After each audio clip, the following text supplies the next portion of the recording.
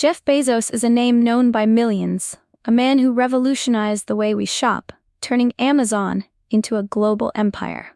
He has a fortune that most of us could never dream of, yet he's always been somewhat elusive, not exactly flaunting his wealth like some might expect. Instead, he seems like a man who's more focused on the future than on showing off. But today, Bezos is doing something that most people would never associate with a billionaire: buying a used car. That's right, a simple, pre-owned car. Nothing fancy, no luxury models. This wasn't a publicity stunt, and it wasn't about making a big splash. He simply needed a car. And in a world where millionaires and billionaires often have everything handed to them with a wave of their hand, this story takes a different turn. Instead of walking into a dealership with a team of assistants or making a phone call to arrange a special VIP deal, Bezos walks into a regular used car lot like any other customer. The moment he steps through the doors, little does the dealer know that this transaction is going to be unlike any he's ever experienced. The dealership where Jeff Bezos walks into is nothing extraordinary. It's a modest, local place, tucked away on a quiet street. The lot is filled with a variety of used cars: old sedans, compact cars, and the occasional sporty model. It's not the kind of place that screams luxury or exclusivity. The cars are reasonably priced, just what you'd expect from a dealership that caters to regular customers. The whole vibe is casual, laid back, and doesn't have the polished feel of a high-end showroom. Inside, the dealer is a middle-aged man named Tom, who's been in the business for over 2 decades. He's seen a lot of buyers come and go, from first-time car owners to wealthy clients looking for their next toy. Tom prides himself on being able to read people, quickly figuring out what they want and how much they're willing to pay. He's a bit jaded by all the different customers, having dealt with everything from enthusiastic buyers to pushy negotiators. When Bezos walks in, Tom doesn't think much of it at first. He's used to all kinds of customers and isn't easily impressed. Bezos doesn't give off the typical billionaire vibe: no fancy suit, no entourage following him. He's just a regular guy walking into a used car lot, and that's exactly how he's treated. Tom greets him with a casual, "How can I help you today?" Bezos smiles, telling Tom that he's looking for a used car, something simple. He's not here for a luxury vehicle or a flashy model. Tom thinks to himself that this guy is either an oddball billionaire or someone trying to make a statement, but at this point, he doesn't think much more of it. Bezos explains that he's just looking for something reliable, a car that gets him from point A to point B without any frills. Tom, still unsure of what's going on, starts showing him around the lot. He points to a few models: a used Toyota sedan, a Honda Civic, maybe even a Ford Focus. All practical cars, all fairly priced. Bezos listens patiently, asking a few basic questions about mileage, maintenance history, and the condition of the vehicles. He doesn't haggle or try to play hardball like some buyers do. He seems calm, almost indifferent to the prices, but Tom figures that's just Bezos' style. He's probably used to getting whatever he wants with a simple phone call or check. As they go through the cars, Bezos shows a slight interest in the Toyota sedan. It's a good choice: reliable, fuel-efficient, and affordable. Tom goes over the details: the car's price, the features, and the usual terms. Bezos doesn't interrupt much, just nodding along as Tom talks. At one point, Tom gets the sense that Bezos is more interested in the car's practicality than its brand or price tag. Finally, they agree on a price. It's nothing extraordinary, just a fair deal for a used car. The dealership isn't trying to make a huge profit here, and Bezos doesn't seem particularly concerned about negotiating down. He's not trying to get the lowest price possible, just a reasonable one. Tom figures they're close to wrapping up. And then Bezos drops the bombshell. As Tom reaches for the paperwork to start the usual finance talk, Bezos says, "I'll pay in cash." Tom pauses. It's not that he's never had customers pay in cash, but usually, it's for smaller transactions, nothing like this. Cash for a car? This is new territory for Tom. He looks at Bezos, not sure if he's joking or if he's serious. Bezos' calm demeanor doesn't waver. "Cash. All of it," he repeats. Tom stands there for a moment, staring at Bezos, trying to process what he's just heard. Paying in cash for a used car? It's not that it's impossible, but it's highly unusual. Most people, especially those buying cars at this price point, would opt for financing or use a credit card. But Bezos? He's different. He's not following the usual script. All right, Tom says slowly, trying to sound casual, though his mind is racing. I'll get the paperwork ready. But, just so we're clear, you mean cash? Like, actual money? Bezos nods, his expression unchanged. Yes, cash. I prefer it for transactions like this. Tom hesitates for a moment, wondering if it's some sort of test, a joke even. He's met eccentric billionaires before, but this felt strange. Sure, Bezos was known for being unconventional, but paying in cash? For a used car? This felt like something out of a movie. Okay, well, give me a moment, Tom says, trying to play it cool. He steps back and makes his way toward the back office, his mind spinning. How is this going to work? Does he even have enough cash on him? And if he does, is it legitimate? Could this be some sort of prank? Tom's heart races as he heads to the back, unsure what's going to happen next. He wonders if he should call someone, maybe his manager, to make sure everything goes smoothly. But then, he remembers. This is Bezos. The guy's a billionaire. If he's paying in cash, it's probably not a scam. Still, Tom can't shake the feeling that something unusual is happening. Bezos, meanwhile, is unfazed. He walks out to his car, a simple black sedan parked in the lot. He pulls open the trunk, and Tom follows him, still trying to keep his composure. What he sees next completely throws him off. Bezos pulls out an envelope. It's thick, stuffed with stacks of bills. Tom blinks. There's a lot of money there, more than he expected, but there's no mistaking it. This isn't some small transaction. This is serious cash. How much is that? Tom asks, unable to hide the confusion in his voice.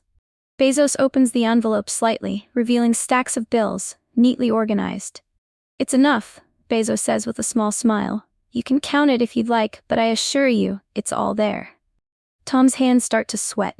He's never seen this much cash in one place before, especially not for a car like this. He's used to dealing with financing options, checks, or digital payments. But this is a different ballgame. For a moment, Tom just stands there, unsure how to proceed. He looks at the cash, then back at Bezos, who's standing there, as calm and composed as ever, waiting for Tom to process the situation. Tom starts counting the bills, his fingers shaking slightly as he tries to make sure everything adds up. But the more he counts, the more he starts to realize just how serious Bezos is about paying in cash. This is no joke. And for some reason, it makes Tom feel both incredibly awkward and impressed at the same time. Are you sure? Tom asks again, trying to wrap his head around it. Bezos just nods. Positive. Tom stands there, trying to hide his surprise. He looks down at the money, still counting the stacks. It's hard to ignore how much cash Bezos is offering. This isn't the kind of payment Tom is used to dealing with. Usually, when someone's ready to buy a car like this, they either swipe a card or do some sort of bank transfer. But this is real cash, and it's more than Tom expected. He pauses for a moment, his mind racing. He's been in this business long enough to know that things aren't always what they seem. Could this be some kind of prank? A joke? Bezos, being the tech mogul he is, could easily be testing Tom's response. But no, Bezos doesn't seem like the type for that. He looks calm, collected, and utterly serious. This is just how he does business.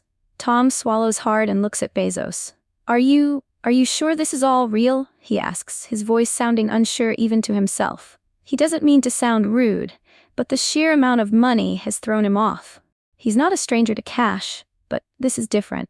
This is a lot of cash. Bezos gives him a reassuring smile, his face almost unreadable. It's all real. Don't worry about it. It's exactly what you asked for. Tom hesitates, still staring at the cash. I'm just making sure, he mutters, almost more to himself than to Bezos. He looks up at the dealership and notices that some of the other staff members are starting to peek out from behind the walls, curious about the scene unfolding in front of them. One of the mechanics, a young guy named Mike, gives Tom a look as if to say, "What in the world is going on here?" Not wanting to look like he's panicking, Tom calls over his colleague, Sarah, who works in finance.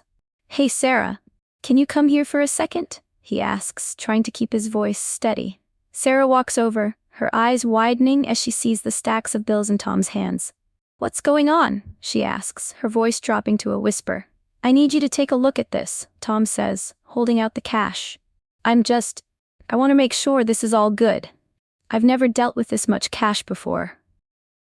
Sarah glances at Bezos and then back at the money. She's been with the dealership for years, and though she's seen her fair share of odd situations, this is something else entirely. You want me to check it? It's a lot, but... She glances at Bezos again, his composed stance making her feel almost embarrassed for doubting the legitimacy of the transaction. I think we're good, Tom. Tom nods slowly, but he's still uncertain. He counts the bills again, double-checking the amount. He can't help but wonder if it's all a little too smooth. Too easy. It's like he's dealing with someone who's done this before. Someone who knows how to navigate through this kind of situation without breaking a sweat. Despite the questions running through his head, Tom finally breathes a sigh of relief. The money seems legitimate. And even though he's still a little uneasy, he can't deny that Bezos is making the transaction happen without a hitch. So, I guess we're good? Tom asks, trying to sound confident. Bezos simply nods. We're good. After a tense moment, Tom takes a deep breath and starts organizing the money. It's clear that Bezos is serious about the deal, and despite all the confusion and hesitation, everything starts to fall into place. Tom, still processing what's happening, begins to handle the paperwork for the sale. He tries to push the unease aside and focus on getting this over with smoothly. Bezos watches patiently, not rushing him. There's no urgency in his demeanor, no pressure at all. It's almost like Bezos is completely comfortable with the situation, like this is just another normal day in the life of one of the richest men on the planet. Tom, on the other hand, feels like he's walking through fog, trying to navigate this surreal moment. As Tom fills out the necessary forms, he notices that the other staff members in the dealership are all peeking around corners, glancing at the transaction from afar. The mechanic Mike still looks confused, whispering to one of the other employees. That's Bezos, right? He asks, but the question seems more like a statement. What's he doing here? Tom can't help but smile to himself.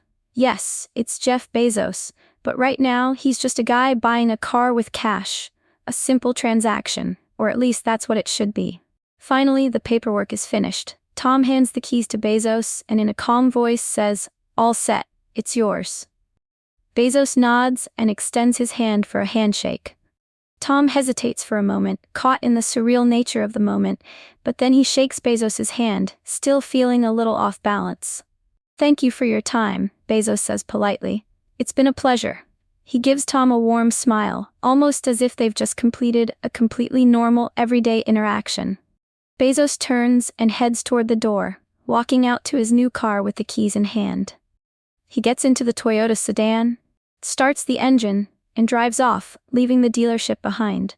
As he pulls out of the lot, Tom watches him go, still in disbelief. He shakes his head in wonder, watching Bezos disappear down the street. There's a strange, lingering feeling in the air. A sense that what just happened wasn't just a simple car sale. It was something out of the ordinary. Something unforgettable. Back inside the dealership, the staff can hardly believe what they've just witnessed. News of the unusual transaction spreads like wildfire, and soon enough, everyone is gathered around, talking about the strange encounter with Jeff Bezos. Mike, the mechanic, is still trying to wrap his head around it. "I can't believe he actually bought that car with cash," he says, shaking his head. "That's gotta be a joke, right?" "No joke," Tom replies, still in a bit of shock. "I've never seen anything like it.